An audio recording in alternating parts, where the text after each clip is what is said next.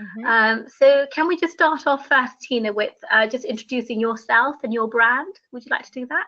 Okay, I'll try. My brand is called xess+baba. It exists about 25 years now already.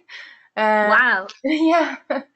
And when I started with knitwear, and I'm still doing that. So my whole collection is a knitwear collection, which is produced in Europe. So the knitwear is produced in Germany, and the yarns coming from Italy, northern Italy. We work with merino wool for winter, autumn and winter, and we work with cotton for spring and summer.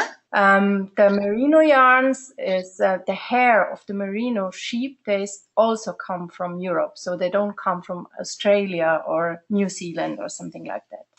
Where is your consumer? I sell to Switzerland a lot, to Germany also a lot, and I have also some customers in Austria. I have one in Australia. I had also customers in Canada, so in Sweden. So wherever I can meet people to work together, I have my customers. Yeah, great. And so how do you actually sell? Do you have stockists when you say customers? Are they sort of retailers based in other countries that sell your fashion? Yes, I have retailers and also direct customers, both. Sometimes I sell via email, it's not an internet shop. The people, they come to me via email and they saw something, they ask for a catalog, then they order it and I send it. Oh, great. Yeah, so there's a real demand.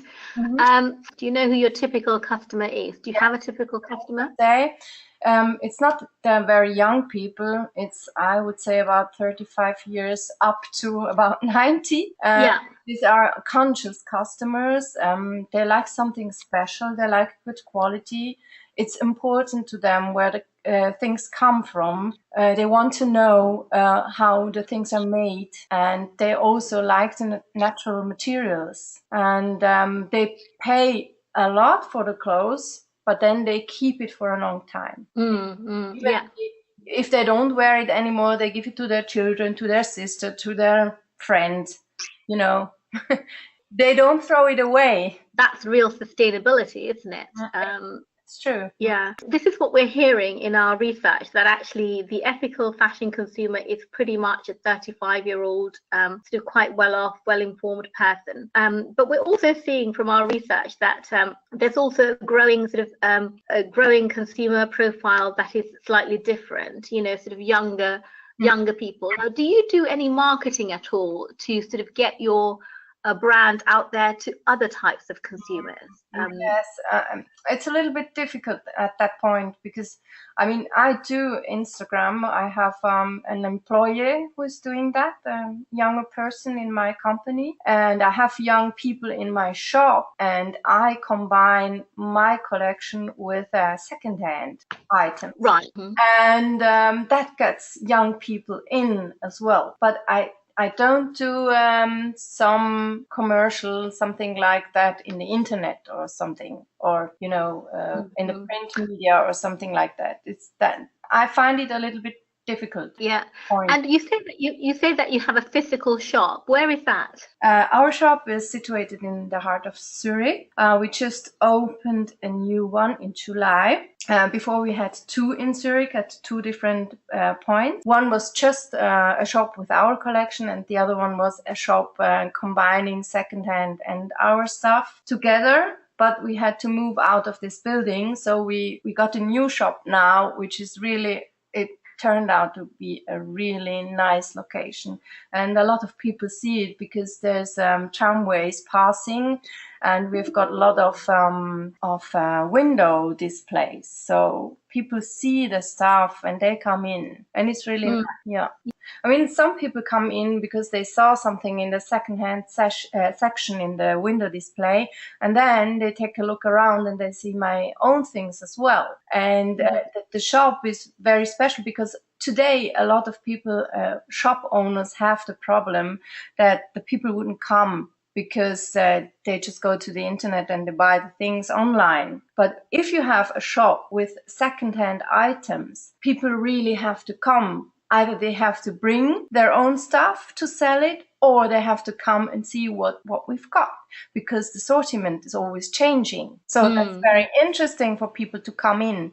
And this is the first thing you have to think about if you do a shop. How do you get the people to come into a shop? So that's really interesting that you sell second-hand clothes as well, because I'd say that probably the price, there's a massive difference in price. I'm sure your sort of fashion is a lot more expensive than what you'd find in a second-hand shop. So how does that work?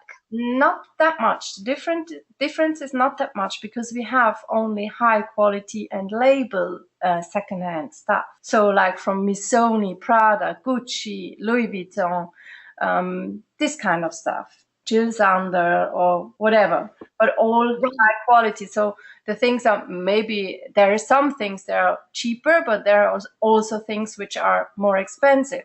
If you think of a coat made of camel hair from Jill Sander, so a coat like that would be more expensive than a jacket of ours, a cardigan of ours. I've never heard of that concept before. Where did you sort of discover that? How did that come about? Because we tried it out. 2013, we had the possibility, the opportunity to overtake a second-hand shop, and I had no clue how it functioned.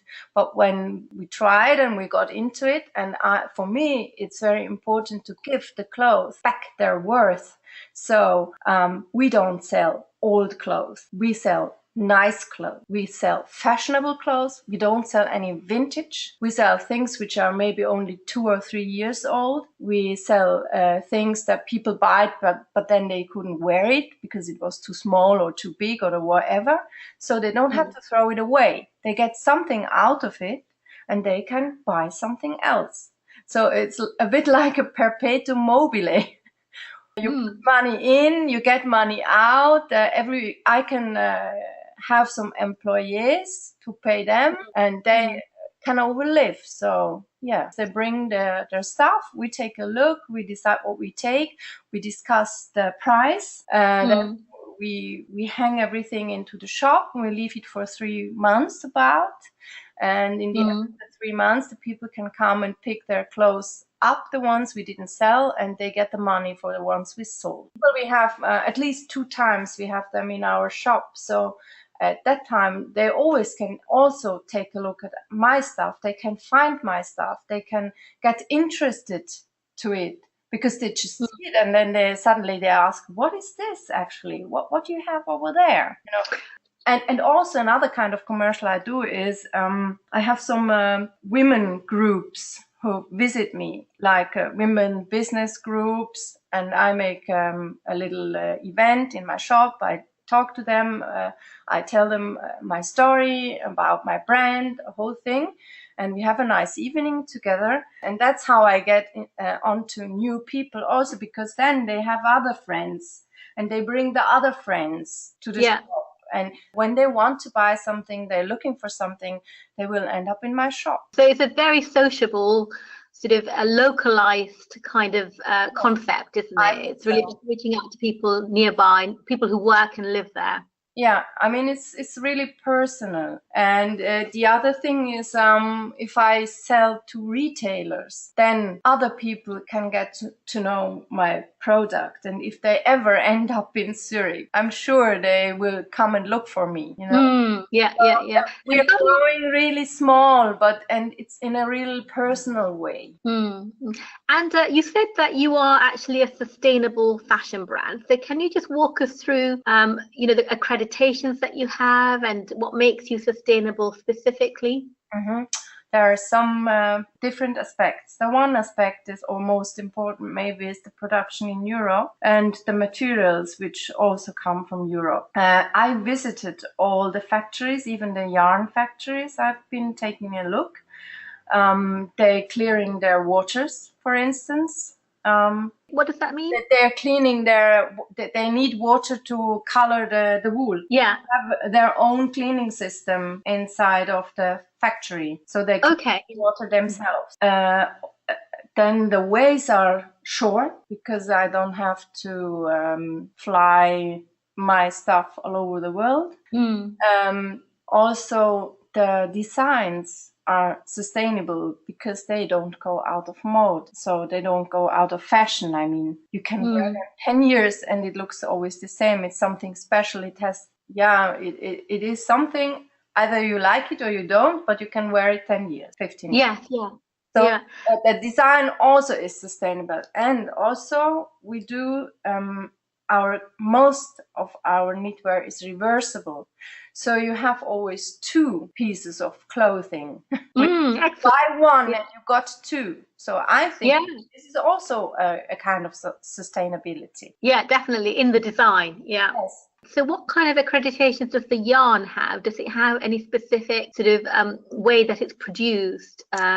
Yes, we don't have any certificates, only Ecotex 100. But as I told you before, the hair of the merino sheep comes from Europe. So there is no mulesing done to the sheep.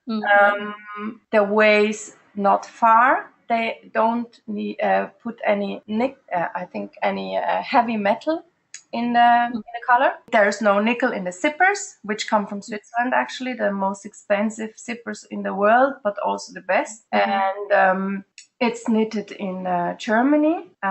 It's a little knitting factory with about 60 employees. Most of them are already 50 or older. Right. Yeah. And I think that's the most important point. So you visit these factories and you know how they work. Yeah, I was actually in the yarn factories. I was in Germany, of course.